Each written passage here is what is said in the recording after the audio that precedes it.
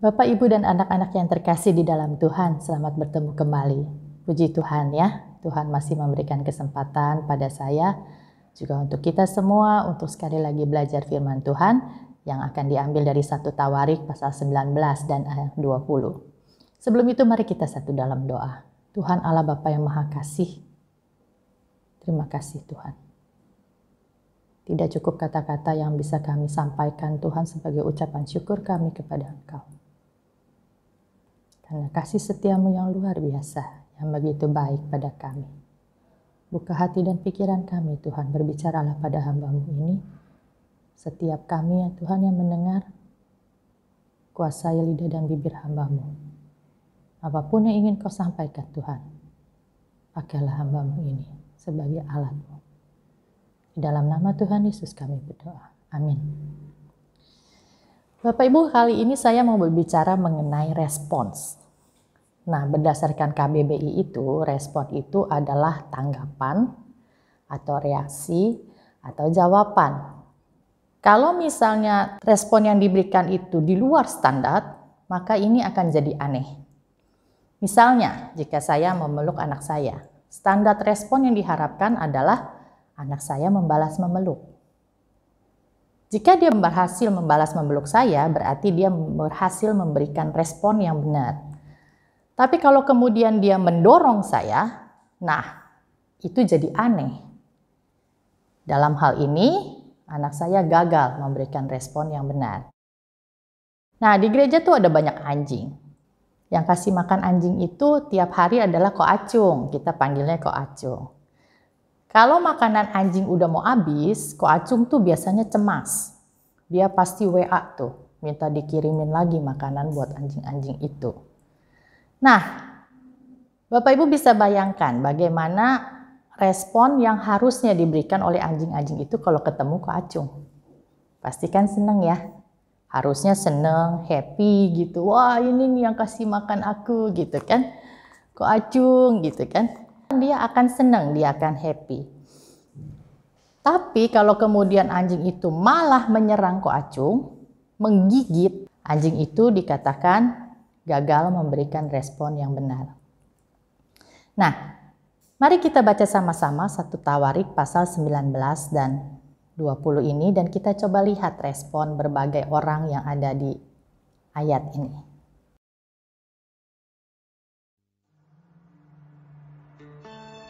Sesudah itu matilah Nahas, raja Bani Amon. Lalu anaknya menjadi raja menggantikan dia.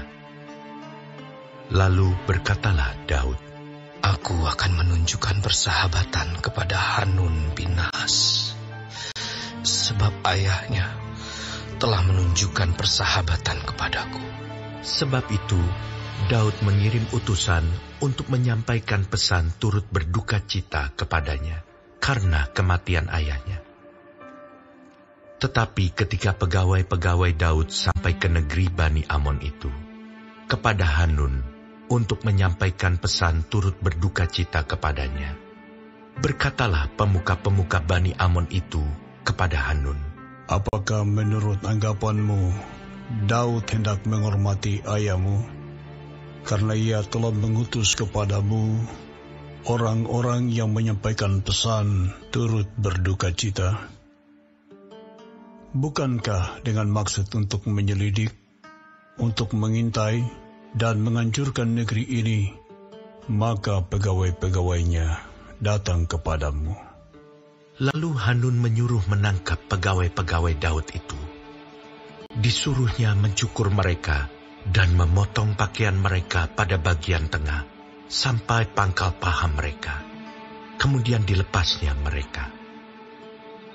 Ketika mereka berjalan pulang, diberitahukan kepada Daud tentang orang-orang itu. Lalu disuruhnya orang menemui mereka, sebab orang-orang itu sangat dipermalukan. Raja berkata, Tinggallah di Yeriko sampai janggutmu itu tumbuh. Kemudian datanglah kembali. Setelah dilihat Bani Amon bahwa mereka telah membuat dirinya dibenci oleh Daud, maka Hanun dan Bani Amon itu mengirim 1000 talenta perak untuk menyewa kereta dan orang-orang berkuda dari Aram Mesopotamia, dari Aram Maaka, dan dari Aram Zoba. Mereka menyewa 32.000 kereta, serta raja negeri Maaka dengan tentaranya, yang datang berkemah dekat Medeba. Juga Bani Amon itu berkumpul dari kota-kota mereka, dan datang untuk berperang. Ketika Daud mendengar hal itu, disuruhnyalah Yoab maju dengan segenap tentara dan pahlawan. Lalu Bani Amon maju, diaturnya barisan perangnya di depan pintu kota, sedang raja-raja yang ikut datang ada tersendiri di padang. Ketika Yoab melihat bahwa serangan itu mengancam dia dari depan dan dari belakang, maka dipilihnyalah sebagian dari orang pilihan Israel. Lalu ia mengatur barisan mereka berhadapan dengan orang Aram itu. Selebihnya dari rakyat itu ditempatkannya di bawah pimpinan Abisai, adiknya. Dan mereka mengatur barisannya berhadapan dengan Bani Amon itu. Lalu berkatalah Yoab, "Jika orang Aram itu lebih kuat daripadaku, maka haruslah engkau menolong aku. Tetapi, jika Bani Amon itu lebih kuat daripadamu, maka aku akan datang menolong engkau. Kuatkanlah hatimu, dan marilah kita menguatkan hati untuk bangsa kita, untuk kota-kota Allah kita. Tuhan kiranya melakukan yang baik di matanya." Lalu Yoab dan tentara yang bersama-sama dengan dia maju menghadapi orang Aram itu untuk berperang. Dan orang-orang itu melarikan diri dari hadapannya.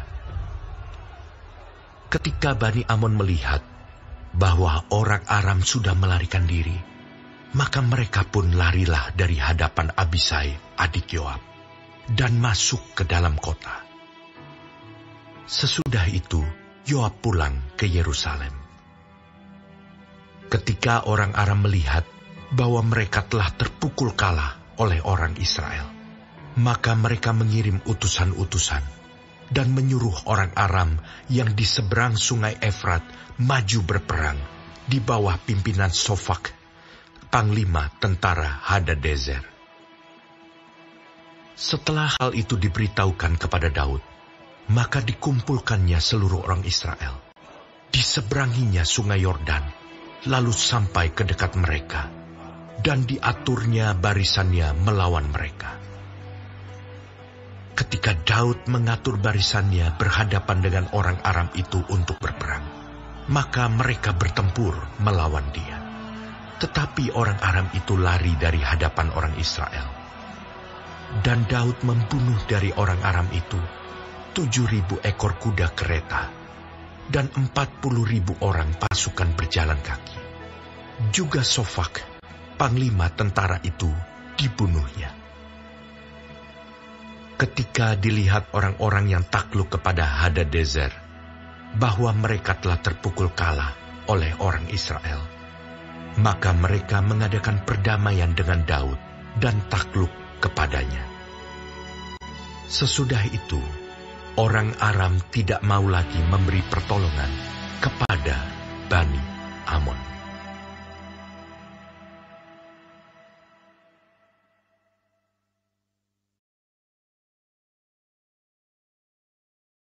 Di pasal 19 ini, kisah ini diawali dengan tindakan Daud. Di sini dicatat Daud menunjukkan persahabatan kepada Hanun. Hanun ini orang Amon, sebab ayahnya Nahas menunjukkan persahabatan dengan Daud. Nah, waktu itu Nahas meninggal. Gimana caranya Daud menunjukkan persahabatan? Yaitu mengirim utusan kepada Hanun untuk menyampaikan pesan turut berduka cita karena kematian Nahas ayahnya.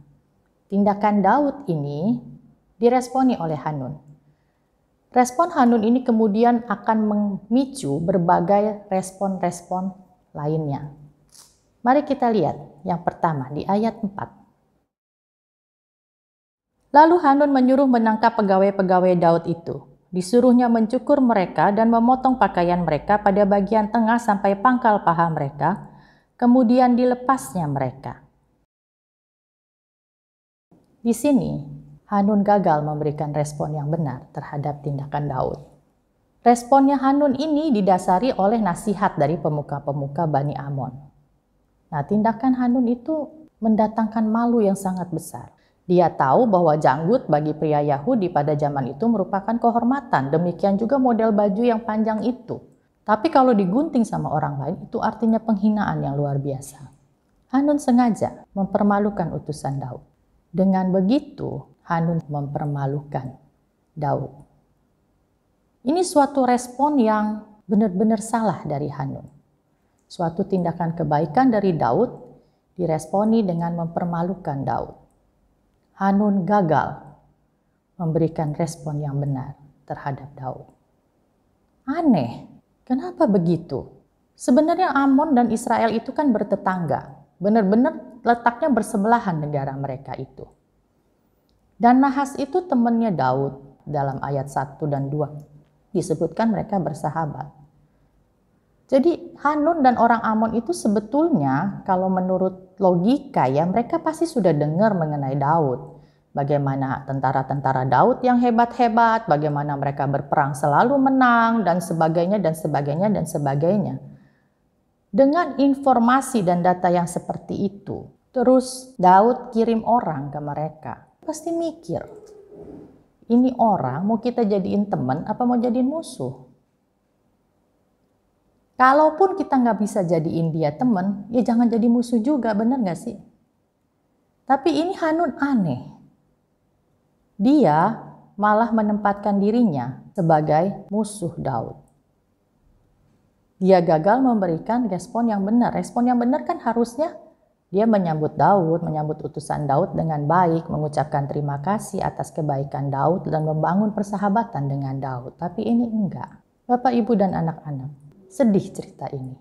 Saya tuh nggak habis pikir sama Hanun. Dia itu sebenarnya bodoh atau sombong? Atau dua-duanya?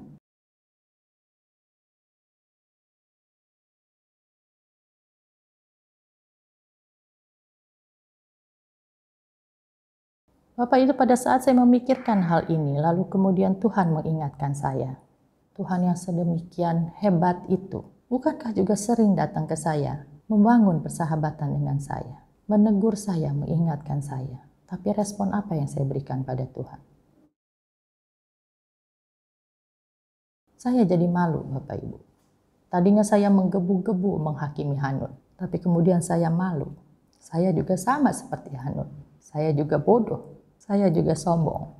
Betapa seringnya saya malah menempatkan diri saya sebagai musuh Tuhan. Saya memberikan respon yang salah. Saya gagal. Saya juga menghina Tuhan. Bapak Ibu, kita sekarang belajar dari ayat 6 dan 7. Ternyata Hanun gagal lagi memberikan respon yang benar atas kegagalannya yang pertama. Hanun sadar bahwa dia sudah menempatkan dirinya menjadi musuh Daud. Lalu apa yang dia lakukan? Di ayat 6 itu ditulis, setelah dilihat Bani Amon bahwa mereka telah membuat dirinya dibenci oleh Daud, maka Hanun dan Bani Amon itu mengirim 1000 talenta perak. Pada waktu saya baca itu tuh saya langsung stop. Saya pikir, oh bener Hanun, pakailah uang itu untuk minta maaf sama Daud.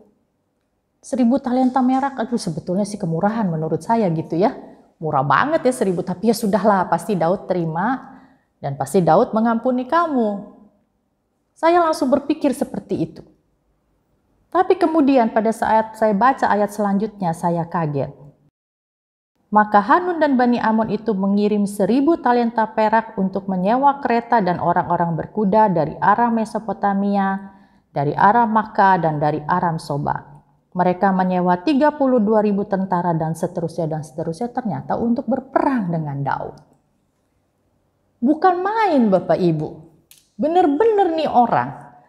Saya pikir aduh ini gimana sih Hanun ya. Dia udah tahu loh dia salah. Tapi dia bukannya minta maaf. Dia malah membeli tentara-tentara untuk menyerang Israel. untuk menyerang Daud. Dia tuh nggak gagal sendirian Bapak Ibu.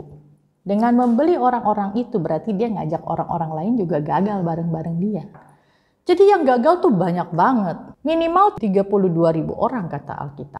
Sedih Bapak Ibu. Sampai di sini 2 kali Hanun sudah gagal memberikan respon yang benar. Di ayat 15 kita tahu bangsa Amon dikalahkan oleh bangsa Israel. Kemudian Amon pulang. Dan sampai di situ pun tidak ada kalimat yang menyatakan si Hanun minta maaf sama Daud. Nggak ada. Sama sekali nggak ada. 2 kali Bapak Ibu. Yang ketiga pun dia nggak mau minta maaf. Karena itu di pasal 20 ayat 1 kita melihat Yoab memusnahkan Bani Amon. Habis Bani Amon. Nggak ada sisa. Sedih Bapak Ibu. Bangsa Amon akhirnya musnah.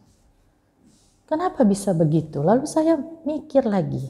Kalau begitu di mana hesetnya Tuhan? Bukankah Tuhan itu panjang sabar? Penuh kasih setia, selalu mau mengampuni. Tapi kenapa Tuhan? Kok Tuhan nggak ampunin Bani Amon tapi malah dihabisin? Sama sekali nggak ada, musnah. Dan kemudian Tuhan ingetin saya lagi, kasih setia Tuhan itu harusnya mendatangkan pertobatan. Bukan untuk semakin merusak ya. Kalau saat itu Tuhan mengampuni tapi tidak ada pertobatan, saya rasa itu jadinya makin rusak. Makin hancur, makin nggak benar gitu ya. Ya benar juga, maksudnya memang harusnya itu mendatangkan pertobatan.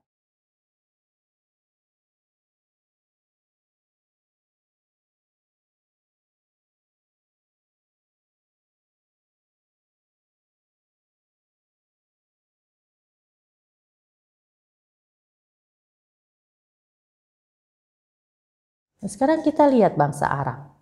Bangsa Aram itu bangsa yang keahlian peperangan itu dibeli oleh si Hanun dengan harga 1.000 talenta perak. Bagaimana dengan bangsa Aram? Bangsa Aram ini kita lihat dia ikut berperang bersama si Amon. Tapi aneh, tidak ada di pasal 19 dan 20 yang mengatakan bahwa mereka berkomunikasi. Tidak ada antar mereka komunikasi satu sama lain. Jadi yang ini mah di sono, si Amon di sini, si ini mah di sini gitu, si Aram mah di sini. Jadi depan belakang gitu ya. Sepertinya tidak ada komunikasi di antara mereka.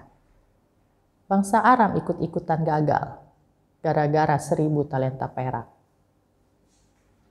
Mereka gagal memberikan respon yang benar juga gara-gara 1.000 talenta perak. Nah, mereka berperang, tapi kemudian kita tahu bangsa Aram ini kalah. Dia kabur, dia melarikan diri. Ditinggalin aja itu bangsa Amon perang sendirian. Nah, bukan main juga ini bangsa Aram ya.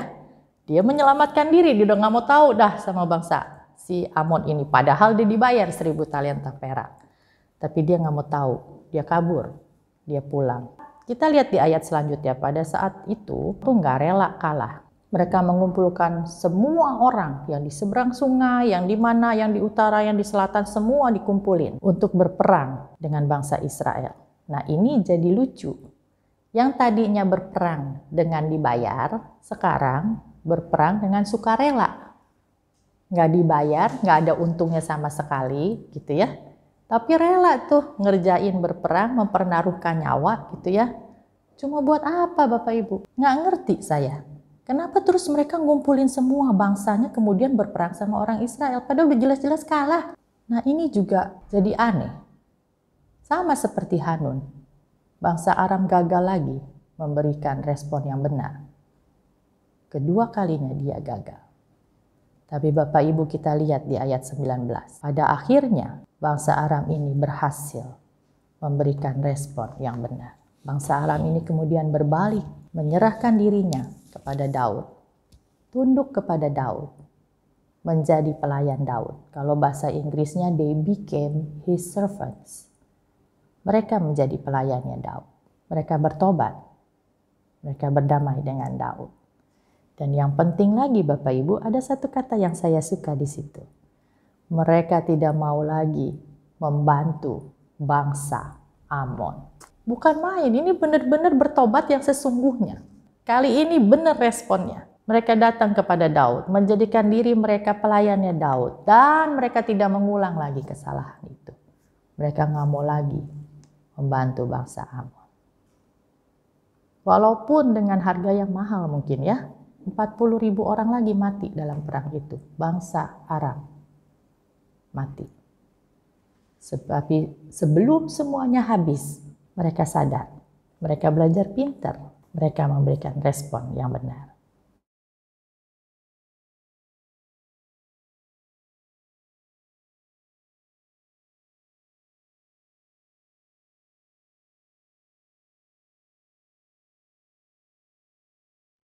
Bapak Ibu, sekarang kita lihat Yoab, salah satu tentaranya Daud yang hebat banget. Kita lihat apakah Yoab berhasil memberikan respon yang benar. Kita lihat di ayat 13, ternyata benar Bapak Ibu. Yoab memberikan respon yang benar. Yoab berkata, "Kuatkanlah hatimu, dan marilah kita menguatkan hati untuk bangsa kita dan untuk kota-kota Allah kita. Tuhan kiranya melakukan yang baik di matanya." Di sini Yoab bukan main. Dia tahu hanya Tuhan yang bisa memberikan kemenangan pada dia. Tapi walaupun begitu, kalau menurut pandangan Tuhan dia harus kalah, dia terima. Tapi begitu dia tidak menurunkan standar peperangannya. Enggak. Dia tetap atur strategi bersama si Abisai. Dia tetap berperang dengan sekuat tenaga. Di sini dibilang dia menguatkan hatinya dan dia berperang dengan sungguh-sungguh. Dia nggak peduli hasilnya apa, mau menang atau kalah dia nggak peduli. Tapi dia percaya penuh bahwa Tuhan akan menolong dia. Bapak Ibu, kita lihat Yoab memberikan respon yang benar. Nah, kemudian saya berpikir, Tuhan ini headsetnya Yoab terhadap Tuhan bukan? Apakah ini headsetnya Yoab terhadap bangsanya? Saya rasa dua-duanya. Yoab berhasil memberikan respon yang tepat kepada Tuhan dan kepada bangsanya.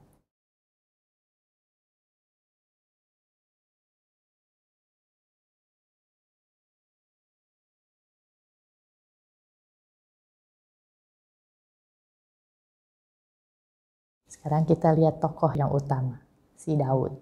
Dari awal cerita, pasal 19 sampai selesai, Daud selalu memberikan respon yang benar.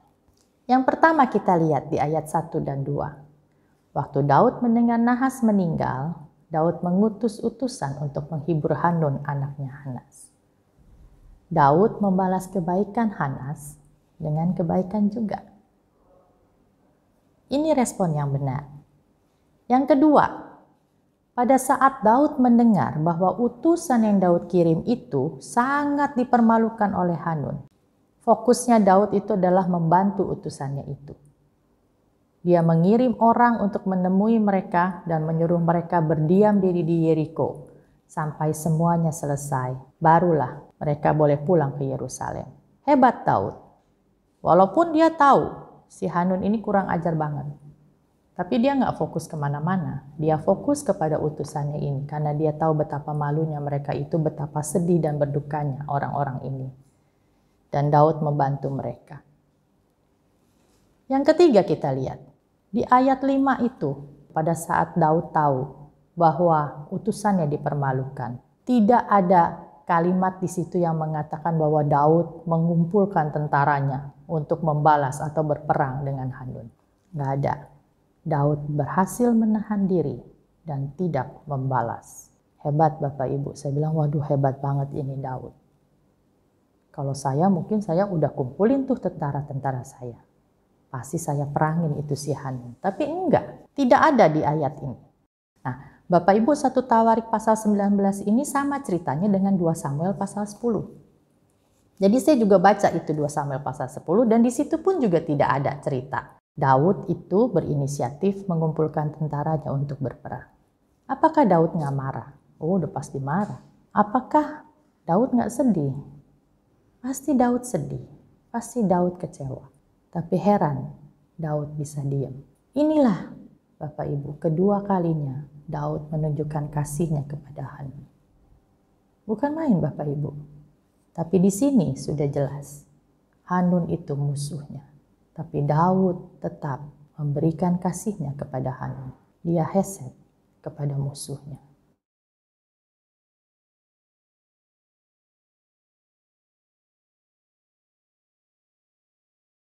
Bukan main.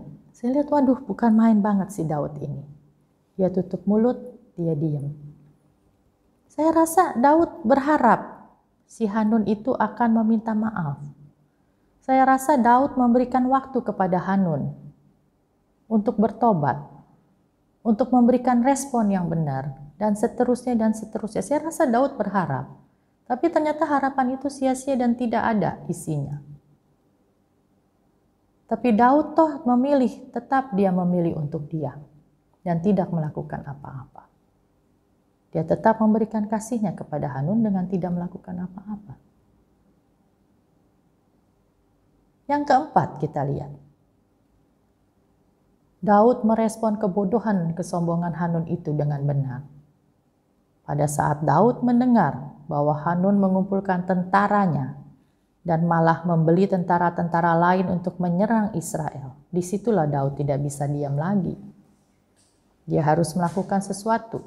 Dia harus melindungi bangsanya. Dan disitulah Daud memberikan respon yang benar juga. Dia menyuruh Yoab untuk melawan Hanun. Dia berperang sama Hanun bukan karena dia marah sama Hanun, tapi benar-benar sungguh-sungguh karena dia harus membela bangsanya.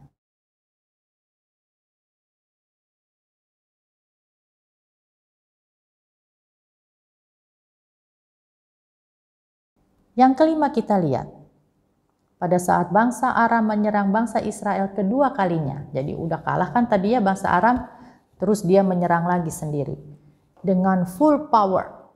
Karena bangsa Aram mengumpulkan seluruh tentaranya dari utara, dari selatan, dari seberang sungai, semua dikumpulkan.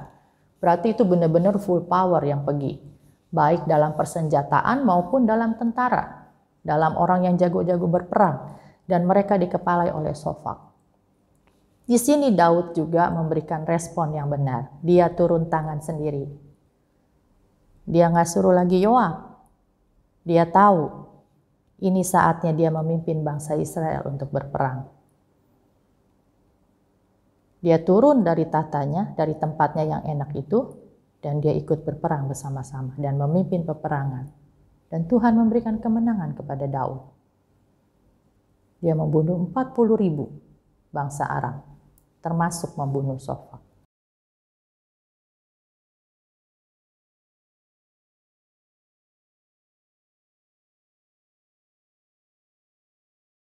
Hebat Daud itu ya. Yang keenam kita lihat, saya sampai bikin list. Si Daud itu berbesar hati. Pada saat bangsa Aram menyerah, pada saat bangsa Aram meminta maaf, Daud memaafkan. Dia berbesar hati menerima permintaan maaf bangsa Aram. Ini pun merupakan hesed kepada musuhnya. Daud dengan mau memaafkan musuhnya.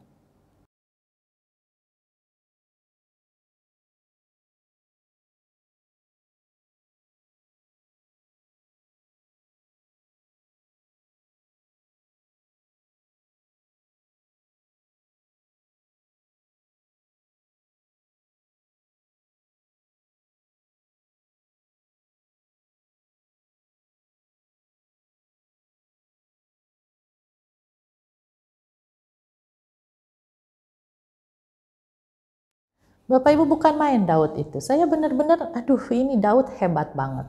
Saya dibilang ini nggak ada loh satupun respon Daud yang salah. Dari ayat 1 sampai yang sekarang ini kita bahas, itu nggak ada satupun respon Daud yang salah. Semuanya benar. Gimana bisa caranya seperti itu? Apa sih yang sebetulnya Daud pegang gitu? Kenapa Daud bisa seperti itu?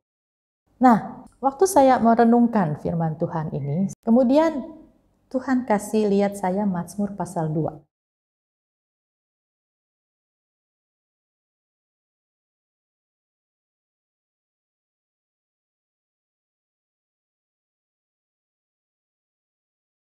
Bapak Ibu dan anak-anak, Mazmur 2 ini lucu gitu ya. Ceritanya ini kalau Bapak Ibu baca Mazmur 2 ayat 1 sampai 12 itu persis banget dengan kondisi Daud pada saat itu. Nah, saya nggak tahu apakah Daud menulis Mazmur ini memang untuk menceritakan kondisinya saat itu atau apa, saya nggak tahu. Tapi ini mirip banget. Dan ada satu lagi sih, saya sebenarnya waktu baca Mazmur pasal 2 itu saya berpikir ini sebetulnya cerita mengenai Tuhan Yesus, bukan Daud menurut saya. Tapi pas saya baca-baca lagi, oh ini memang persis gitu ya, ada mirip-miripnya lah dengan cerita Daud yang sekarang kita lagi baca di 1 Tawarik 19 ini. Nah, di ayat itu ditulis, mengapa rusuh bangsa-bangsa? Mengapa suku-suku bangsa mereka-reka perkara yang sia-sia? Raja-raja dunia bersiap-siap dan para pembesar bermufakat bersama-sama. Apakah mereka bangsa Amon dan bangsa Aram? Melawan Tuhan dan yang diurapinya. Nah, yang diurapinya itu siapa? Daud kah? Saya berpikir ke situ. Dia yang bersemayam di surga tertawa. Tuhan mengolok-olok mereka. Maka berkatalah ia kepada mereka dalam murkanya dan mengejutkan mereka dalam kehangatan amarahnya. Akulah yang melantik rajaku di Sion, di gunungku yang kudus. Siapa yang dilantik Tuhan? Daud kah? Aku mau menceritakan ketetapan Tuhan. Ia berkata kepadaku, anakku engkau telah kuperanakan pada hari ini. Mintalah kepadaku, maka bangsa-bangsa akan kuberikan kepadamu menjadi milik pusakamu, dan ujung bumi menjadi kepunyaanmu. Engkau akan meremukkan mereka dengan gada besi, memecahkan mereka seperti tembikar tukang periuk. Siapa yang dipilih jadi anaknya Tuhan? Daud kah? Ini perkiraan saya, waktu saya baca ayat ini saya bilang, aduh Tuhan bukan main.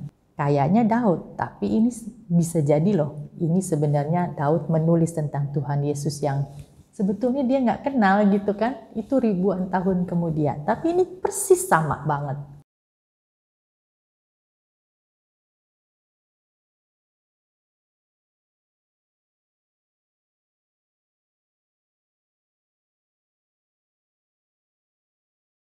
Lalu Daud menulis lagi, oleh sebab itu hai raja-raja bertindaklah bijaksana, terimalah pengajaran hai para hakim dunia.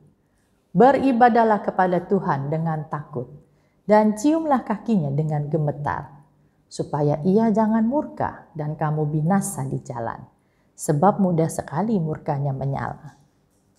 Berbahagialah semua orang yang berlindung padanya.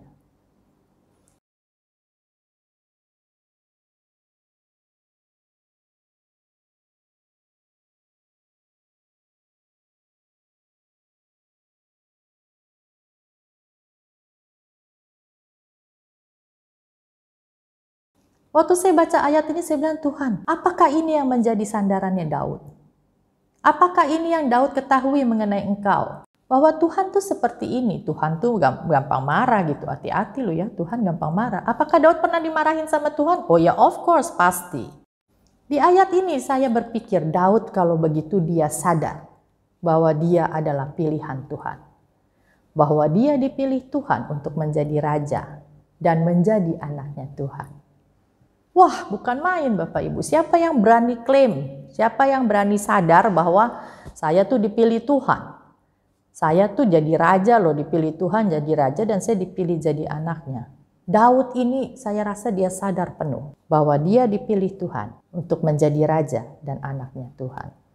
Kalau udah begitu Bapak Ibu, Daud juga tahu tidak ada yang bisa mengalahkan dia. Karena siapa yang berani lawan Daud itu berarti melawan Tuhan. Bapak, Ibu, dan anak-anak, ini memberikan pemikiran kepada saya untuk berhati-hati. Kadang-kadang ya, kita nggak suka dengan kelakuan si A. Kita marah sama si A, lalu kita berencana jahatin si A. Lalu seperti Hanun, kita ngajak orang lain juga dong. Kita ajaklah orang lain, kita menghasut orang lain gitu ya. Untuk jahatin si A. Si A ini nggak benar gini-gini, kita komporin dia supaya dia bareng-bareng kita nih jahatin si A. Tapi Bapak Ibu, siapa yang tahu kalau si A itu ternyata adalah orang pilihan Tuhan? Apakah kita bisa tahu bahwa si A itu orang pilihan Tuhan? Kalau yang udah jelas-jelas kelihatan sih enak gitu ya. Siapa sih yang kira-kira pilihan Tuhan? Mukse mungkin, pendeta. Mungkin siapa lagi, nggak tahu saya. Nah kalau udah seperti itu Bapak Ibu, apakah bukannya kita jadinya melawan Tuhan? Lalu gimana dong? Kalau misalnya orang itu tuh kita nggak suka kelakuannya. Kita tahu ini nggak benar. Bapak Ibu, ada baiknya kita menyerahkan orang itu kepada Tuhan. Kalau memang ternyata benar orang itu adalah orang pilihan Tuhan, kita jadinya tidak berdosa dan kita tidak melawan Allah. Dan sebetulnya sih Tuhan tuh lebih mampu ngajarin orang itu dibanding kita. Benar kan ya? Jadi ya sudah, serahkan saja kepada Tuhan. Karena kita nggak tahu ini orang pilihan Tuhan atau bukan. Kalau pilihan Tuhan, Tuhan pasti ajarin. Kalau bukan pilihan Tuhan, pasti Tuhan hajar juga lah. Gitu kan ya? Berarti kan kita pilihan Tuhan dong. Kalau orang itu bukan, kalau orang itu bukan pilihan Tuhan, berarti anggaplah kita yang dipilih Tuhan gitu ya. Kitalah anak pilihan Tuhan gitu. Ya berarti Tuhan belain kita kan? Nah seperti itulah. Nah Bapak Ibu, di Mazmur 2 ayat 10 ini Daud juga menulis, terimalah pengajaran, beribadahlah kepada Tuhan dengan takut, dan ciumlah kakinya dengan gemetar. Saya yakin Daud juga pasti melakukan dan mengalami hal ini. Daud tahu bahwa dia adalah orang yang dipilih Tuhan. Dan dengan kesadaran ini dia juga tahu bahwa dia dituntut untuk tetap belajar. Untuk tetap menerima pengajaran dari Tuhan. Untuk menghormati Tuhan, beribadah kepada Tuhan dengan sepenuh hati. Dan meminta perlindungan hanya kepada Tuhan. Karena Tuhanlah yang memilih dia. Dan dialah orang yang dipilih. Nah Bapak Ibu kalau di kantor ya, kalau saya kan kerja ya. Kalau misalnya ada orang yang dipromosi jabatannya, itu pasti dipilih oleh bos-bos yang di atasnya. Katakanlah misalnya saya gitu ya. Saya dipilih untuk jadi naik jabatan gitu ya. Nah yang memilih saya untuk menaik jabatan itu pasti bos-bos saya kan. Gak mungkin orang lain, gak mungkin teman-teman saya nih, enggak. Pasti bos saya yang milih. Nah saya punya 6 bos gitu ya. 1 bos langsung saya, under yang memang in saya gitu ya. Saya under dia. Yang 5 lagi bukan, tapi mereka tetap bos gitu ya. Mereka tetap bisa menentukan jabatan saya mau naik atau mau turun. Mereka juga bisa menentukan performance saya. Ini saya 1 tahun ini kerjanya udah bagus atau betul atau salah gitu ya. Nah ini mereka yang menentukan. Nah Bapak Ibu sekarang coba pikir. Kalau saya dipilih untuk jadi naik jabatan, gimana respon saya? Bukankah saya harus tetap belajar kepada bos-bos saya? Bukankah saya tetap harus menghormati beliau-beliau itu? Kalau ada apa-apa, minta perlindungan kan sama beliau-beliau itu?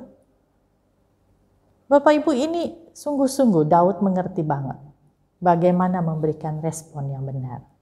Saya yakin Daud memberikan respon yang benar. Dari mana saya tahu? Dari Alkitab Bapak Ibu, nih Alkitab. Ya, kita bisa baca dan kita bisa cari tahu. Nah, sekarang kita lanjut. 1 Tawarik pasal 20. Pada pergantian tahun, pada waktu raja-raja biasanya maju berperang, maka Yoab membawa keluar bala tentaranya, lalu ia memusnahkan negeri Bani Amon. Kemudian ia maju dan mengepung kota Raba, sedang Daud sendiri tinggal di Yerusalem. Yoab memukul kalah Raba dan meruntuhkannya. Sesudah itu Daud mengambil mahkota dari kepala raja mereka. Beratnya ternyata setalenta emas. Bertatahkan sebuah batu permata yang mahal, dan itu dikenakan pada kepala Daud. Juga diangkutnya banyak sekali jarahan dari kota itu. Penduduk kota itu diangkutnya dan dipaksanya bekerja dengan gergaji, penggerek besi, dan kapak. Demikianlah juga diperlakukan Daud segala kota Bani Amon. Sesudah itu, pulanglah Daud dengan seluruh tentara ke Yerusalem. Sesudah itu timbullah pertempuran melawan orang Filistin di Gezer.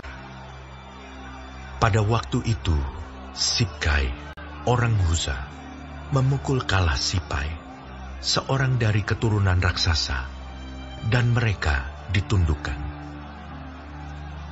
Maka terjadilah lagi pertempuran melawan orang Filistin. Lalu Elhanan bin Yair menewaskan Lahmi, saudara Goliat orang Gad itu, yang gagang tombaknya seperti pesa tukang tenun. Lalu terjadi lagi pertempuran di Gad. Dan di sana ada seorang yang tinggi perawakannya, yang tangannya dan kakinya masing-masing berjari 6, 24 seluruhnya. Juga orang ini termasuk keturunan raksasa. Ia mengolok-olok orang Israel. Maka Yonatan anak Simea, kakak Daud, menewaskannya. Orang-orang ini termasuk keturunan raksasa di Gad. Mereka tewas oleh tangan Daud dan oleh tangan orang-orang.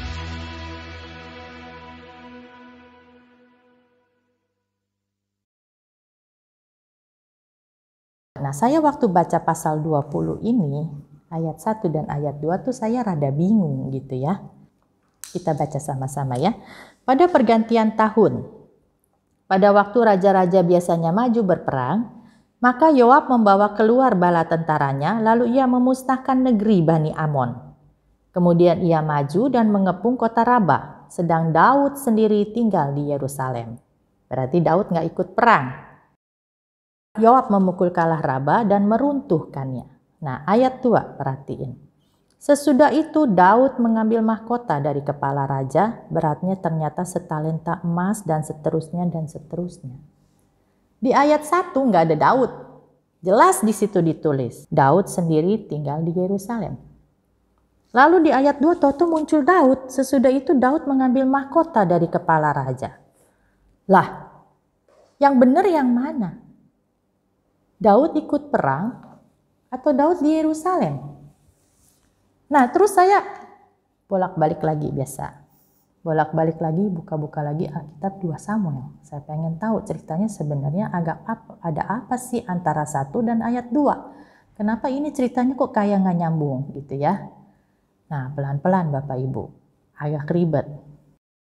1 Tawarik pasal 20 ayat 1 ini ternyata di ayat 2-nya itu dia sama dengan 2 Samuel pasal 12. Ayat 26 sampai 29. Ini sama ya, coba dengerin. Yoab berperang melawan Raba, kota Bani Amon, dan ia merebut kota kerajaan. Lalu Yoab menyuruh orang kepada Daud dengan pesan, "Aku berperang melawan kota Raba dan telah merebut pula kota Air.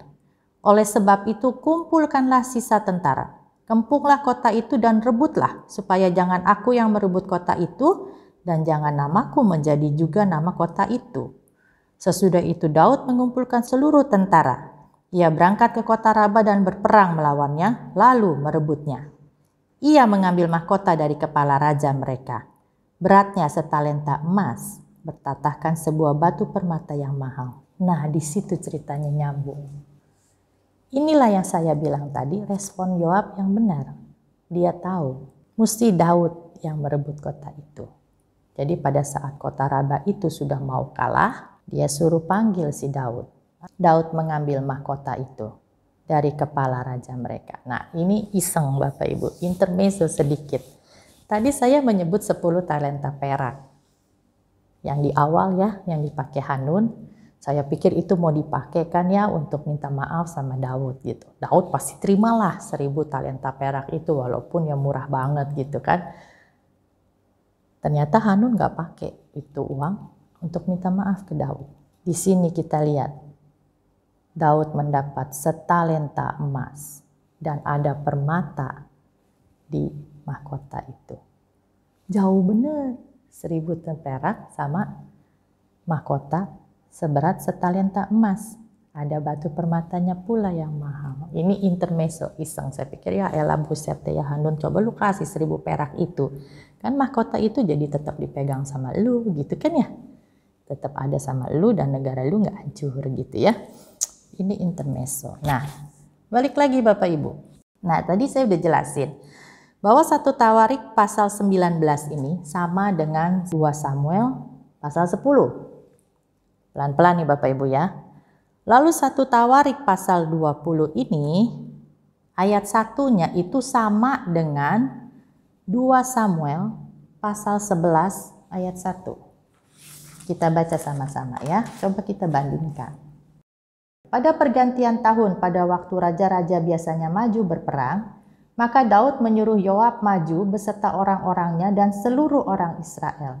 Mereka memusnahkan Bani Amon dan mengepung kota Raba, sedang Daud sendiri tinggal di Yerusalem. Nah ya, kita baca yang ayat 1 Tawarik 20 ayat 1 pun sama bunyinya seperti itu. Pada pergantian tahun pada waktu raja-raja biasanya maju berperang, maka Yoab membawa bala tentaranya lalu ia memusnahkan negeri Bani Amon. Kemudian ia maju dan mengepung kota Raba, sedang Daud sendiri tinggal di Yerusalem. Sama tuh ya. Yoab memukul kalah Raba dan meruntuhkannya. Nah, 1 Tawarik 20 ayat 2 ternyata itu samanya dengan 2 Samuel pasal 12. Jadi dari pasal 11 ayat 1 dia lompat ke 2 Samuel pasal 12 ayat 30. Ada apa di antara ini? Saya bilang, loh kok lompatnya jauh bener ya? Gitu kan. Ada cerita apa lagi? Lalu saya mulai baca lagi.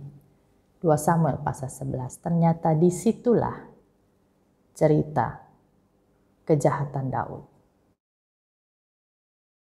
Di situ diceritakan kejatuhan Daud, kejahatan yang Daud lakukan, pengajaran Tuhan kepada Daud, pertobatan Daud, pemulihan Daud. Ada cerita itu Bapak Ibu. Dengan berselingkuh sama si Betsyeba, dia melakukan yang jahat dengan membunuh Uria. Daud ditegur oleh Nabi Nathan. Di situ jelas Daud melakukan yang jahat di mata Tuhan. Itu 2 Samuel pasal 11 ayat 27. Dan Daud sangat menista Tuhan. Itu 2 Samuel 12 ayat 14. Kalau menista, tahu nggak Bapak Ibu artinya apa? Menista itu menjadikan orang lain itu olok-olok atau tertawaan gitu. Itu kurang ajar banget. Jadi malu-maluin. Jadi kalau misalnya kayak ini ya, Tuhan kan pasti punya musuh gitu ya, si iblis dan mungkin orang-orang yang tidak percaya kepada Tuhan. Dengan perbuatan Daud berselingkuh dengan Betsyeba dan membunuh Uria, orang-orang itu ketawain Tuhan tuh. Tuh lihat tuh anak lu Daud. Bah, cuman begitu aja gitu kan. Itu kan anak lu nggak bisa didik apa? Nggak bisa lu ajarin. Sama lah kayak anak saya gitu ya, kalau dia bandel atau apa kan saya dipanggil ke sekolahan gitu kan. Gimana ibu nggak bisa ngajarin anak? Ya contohnya sih ngomong kasarnya seperti itu, tapi kan tetap ngomongnya guru biasanya ngomongnya halus. Itu menista Tuhan, menjadikan Tuhan itu olok-olok dan tertawaan musuh-musuhnya. Jadi bukan main benar-benar ini kejahatan yang Daud lakukan. Daud tahu banget itu kesalahan yang sangat besar, yang tidak bisa dimaafkan sebetulnya. Tapi kalau kita baca Mazmur 51, kita lihat bagaimana Daud itu menyesal sekali dan berdoa kepada Tuhan ya. Dan kemudian Daud bertobat. Ada di Mazmur 51 itu juga. Dan Daud tahu Daud diampuni. Itulah yang menguatkan Daud. Setiap kali dia memberikan respon yang benar terhadap Tuhan, dia tahu Tuhan pasti baik. Dia tahu Tuhan pasti mau memaafkan dia. 2 Samuel pasal 12 ayat 13 itu, si Nathan sudah bilang, Tuhan telah menjauhkan dosamu itu, engkau tidak akan mati. Di ayat 14, walaupun demikian, karena engkau dengan perbuatan ini telah sangat menista Tuhan, pastilah anak yang lahir bagimu itu akan mati. Jadi itu tetap hukuman jalan. Mau gak mau anak itu harus mati. Tapi kemudian Daud diampuni oleh Tuhan. Ayat 24 terakhir ya, saya baca ayat terakhirnya aja. Lalu Daud memberi nama Salomo kepada anak itu. Tuhan mengasihi anak ini. Dan dengan perantaraan Nabi Nathan, ia menyuruh menamakan anak itu Yedija. Yedija itu artinya Tuhan mengasihi dia. Disinilah Daud tahu bahwa Tuhan sudah mengampuni dia. Karena nggak mungkin Tuhan sayang sama anak ini kalau Tuhan nggak mengampuni Daud. Nah, kemudian barulah masuk perang kepada si orang Amon ini. Momen inilah Bapak Ibu yang membuat saya mengerti kenapa Daud menulis Mazmur 2. Daud mengerti benar bahwa Daud dipilih Tuhan untuk menjadi raja dan menjadi anak Tuhan. Dalam hal ini Daud berhasil memberikan respon yang benar terhadap Tuhan. Bisa jadi Tuhan marah sama Daud, cepat marah gitu ya. Karena Daud juga merasakan kan, tujuan marahnya Tuhan itu beda banget sama tujuan kita marah gitu ya. Kalau manusia marah sama Tuhan marah tuh tujuannya beda. Tuhan mau kita kembali kepada Tuhan. Tuhan marah supaya kita boleh bertobat, supaya kita boleh kembali kepada Tuhan. Daud tahu dan Daud mengerti itu. Daud tahu bagaimana meresponi Tuhan yang sedemikian maha kuasa, tapi luar biasa kasihnya dan kebaikannya. Lalu kemudian di Mazmur 2 terakhir itu, saya rasa itulah kesimpulan Daud. Berbahagialah semua orang yang berlindung kepadanya. Ayo Bapak Ibu, bukan main Tuhan kita itu.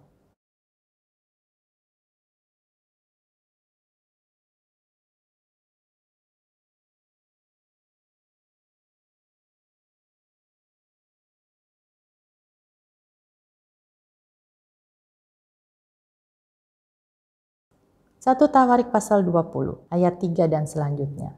Kalau saya baca ini semua, Daud perang melawan orang Filistin, Daud perang melawan raksasa-raksasa yang besar banget ya. Waktu itu Moses sharing juga sempat dikasih tunjuk tuh gambar. Manusia kecil gitu ya, terus Goliatnya segini kalau nggak salah. Terus ada lagi tuh orang yang lebih besar lagi gitu ya, skalanya gitu ya. Itu kelihatan banget. Nggak mungkin orang sebesar itu tuh bisa dikalahkan oleh Daud dan tentara-tentaranya. Tetapi ini Tuhan memberikan kemenangan kepada Daud.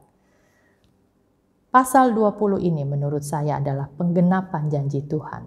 Yang Tuhan janjiin kepada Daud di 1 Tawarik pasal 17. Pada waktu itu Daud ngomong sama Nabi Nathan bahwa dia pengen bangun rumah Tuhan. Dia bilang, "Daud, saya tinggal di istana yang seperti ini. Tapi tabut Tuhan tuh ada di tenda-tenda." Dan pada saat itu Tuhan menjawab Daud dengan memberikan janji kepada Daud. Tuhan berjanji akan memberikan kemenangan kepada Daud. Dan janji Tuhan digenapi di sini. Daud menang perang bukan hanya kepada bangsa non-Israel, tetapi kepada orang bangsanya sendiri yang berkhianat sama dia tuh ya, si Absalom, Simei, Seba. Tuhan berperang untuk Daud. Gak cuman itu doang. Di 1 Tawarik 17 Tuhan berjanji, anak setelah ini dialah yang akan membangun rumahku. Nah, jadi di 1 Tawarik 17 itu belum ada Salomo. Salomo belum lahir tuh. Dan di 1 Tawarik ini, 20 inilah Salomo lahir.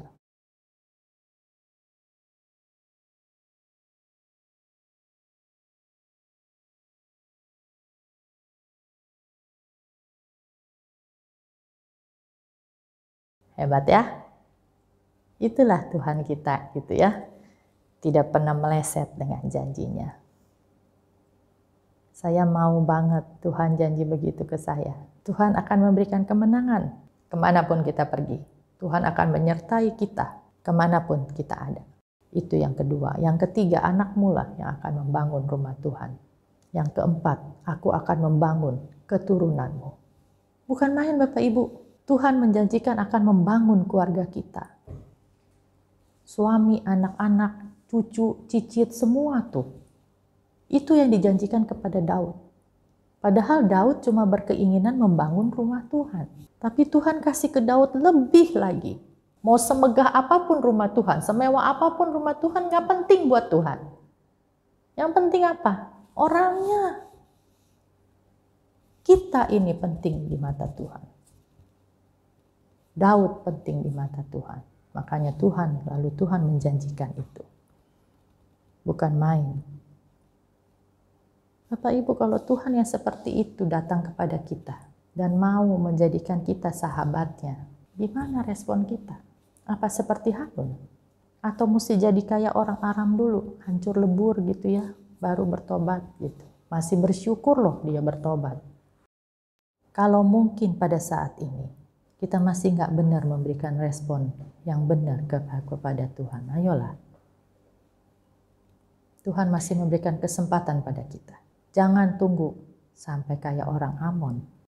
Mari Bapak Ibu, pikirkan respon seperti apa yang Tuhan mau dari kita.